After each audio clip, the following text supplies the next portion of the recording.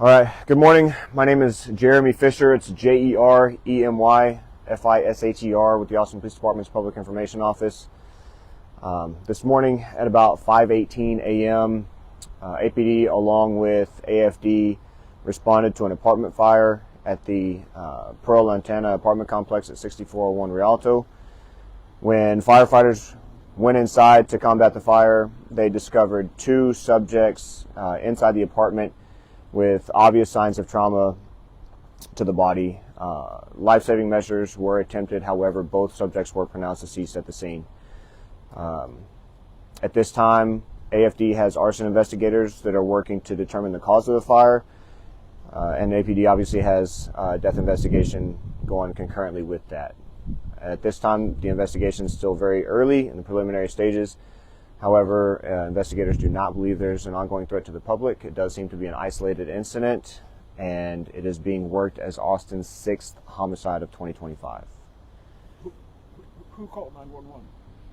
One of the residents called 911. I don't have the information for the individual. I don't need. Yeah. The signs of trauma, can you confirm what that was? Gunshot wounds? We're still working to determine obvious trauma. Austin Fire tweeted out that the fire was in the garage and on the third floor. Were the victims in the third floor or in the garage? The decedents were both in the third floor. Yeah.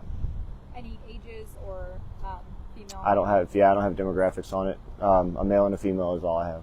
Male or female. And how are the two fires connected? Still working. Yeah. Have you been called to this apartment before or at all? Is it, were there other domestic incidents or anything? I don't typically work this area, so I can't speak intelligently about the nature of the calls here. So yeah, I'd defer you probably to the PIO for that, or CompStat. The fatalities, were they both adults? Yes, 2 adults. Do we believe this was a domestic violence call? It's way too early to say. I see crime scene units are on scene. Do you know how long they'll be out here?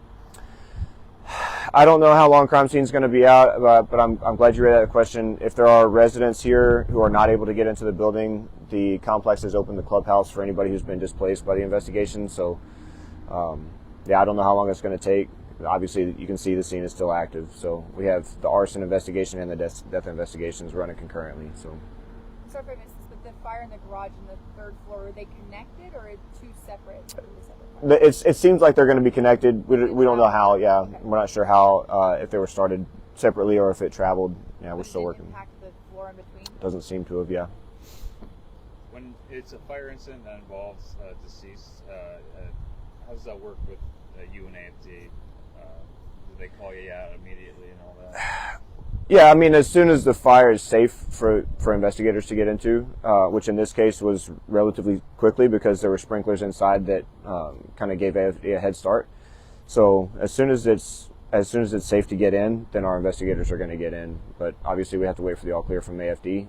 The investigation is not more complicated, but it does require some cooperation between the arson investigators and the homicide investigators. But it seems like that's happening right now. So. Did the victims have any burn wounds?